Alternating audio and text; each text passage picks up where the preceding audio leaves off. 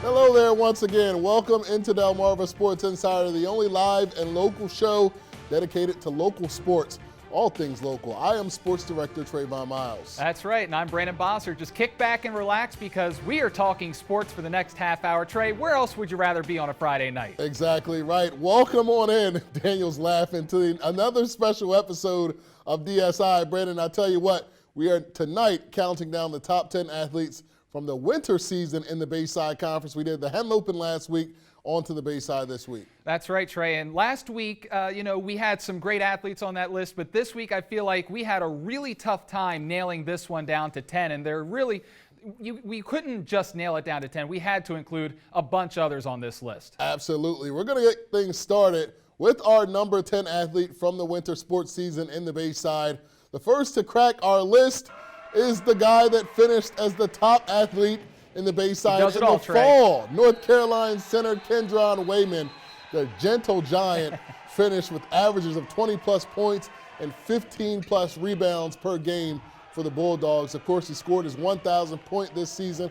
And oh yeah, basketball isn't even his sport, Brandon. Crazy, Trey. Wayman is headed to Wake Forest next year on a full football scholarship, fully expecting great things out of a great kid. Yeah, and like you mentioned, 21 points and 15 boards per game, named the Bayside North Player of the Year. I mean, it just shows you what type of athlete we're dealing with Kendron Wayman, that he was not only our #1 player during the fall, but he also makes this list during the winter because he is a legit athlete on the basketball court. Yep. Moving on now, WiHi's Antwan Wilson is next on our list, and I'll say it right now, Trey. The front runner for Bayside South Player of the Year in 2021. Absolutely. I'm going to call it right now. WiHi's offense will be in great hands with Wilson, who as a sophomore this year was maybe the player that we saw the most improvement from. We saw him add some moves to his game, adding some attitude. He was first team this year and finished the year with 21 points and 8 assists as the Tribe clinched a trip to College Park. Yeah, we talked about it a little bit last year. He was a guy that had potential, but he really couldn't get off the bench for a loaded WiHi team. You see the roster they had. This year he comes in and he plays lights out. We knew he had potential. I don't think anyone expected this kind of year out of him. Big reason why he's on the top college prospects around here. All right, number 8 on our list is the only player on our list with over 2,000 career points. And Brandon, she still has a year left. Yeah, I know, North Dorchester's Cephase just does numbers year in and year out.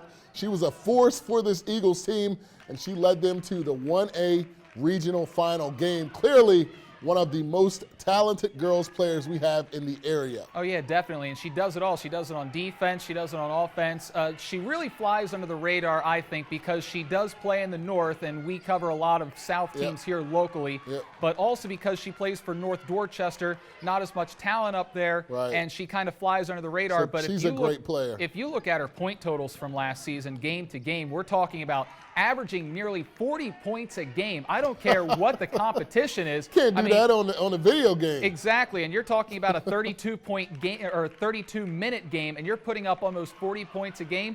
That is so impressive to me. I can't wait to see what she does next year. Yep. And next up, this guy is just a beast of an athlete. He's the top lineman around, but he also signals doom for opposing wrestlers. Individual state champion Mike Collins from Parkside coming in at number 7.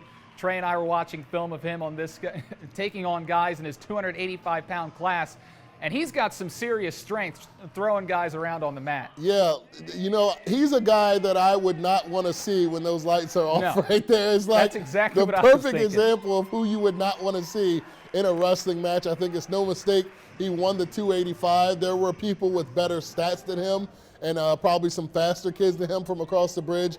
But Big Mike has a big, full heart, and he is an excellent player.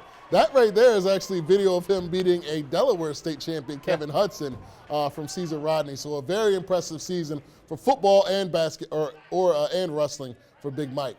All right, on to number 6 was, in my opinion, the most dominant girls basketball player here in the Bayside South, Parkside junior Jackie Wright.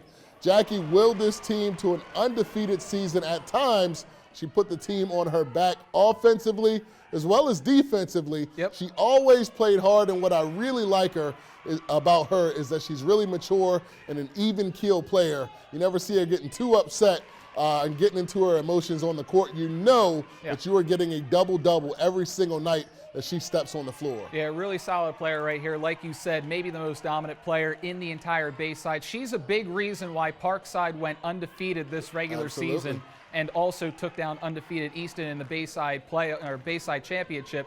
And I just love the mentality that she brings because she is pretty soft-spoken, but she's also very mature, like you said, Trey. Yep. Can't wait to see her next year. Yep. We're going to Berlin for our next athlete, a two-time state champion on the mats, Decatur's Noah Reho.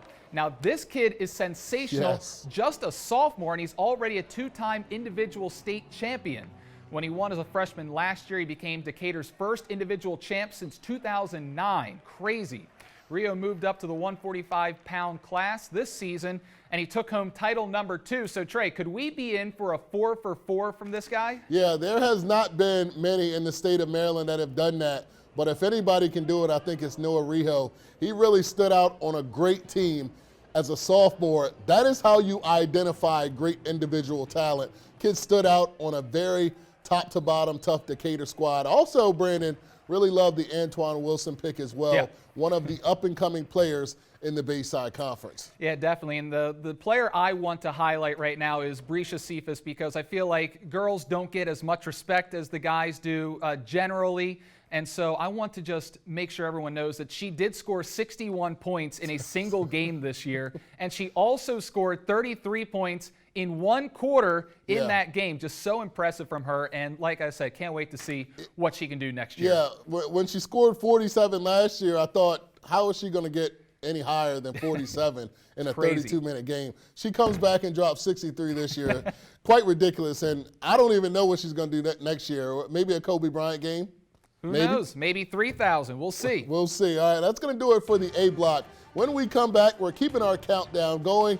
Find out who else made the cut when Delmarva Sports Insider returns.